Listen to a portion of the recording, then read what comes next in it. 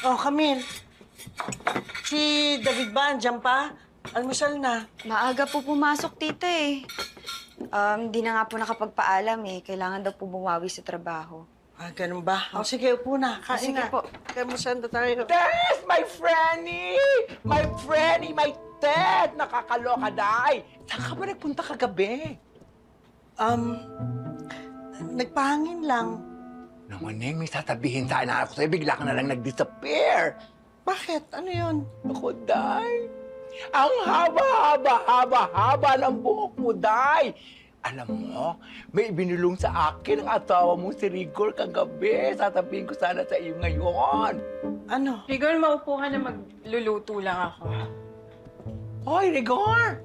Bakit hindi mo tingnan ng straight si Marites sa kanyang eyes at i-say mo sa kanya ang ibinulong mo sa akin kagabi? Dali! Roda,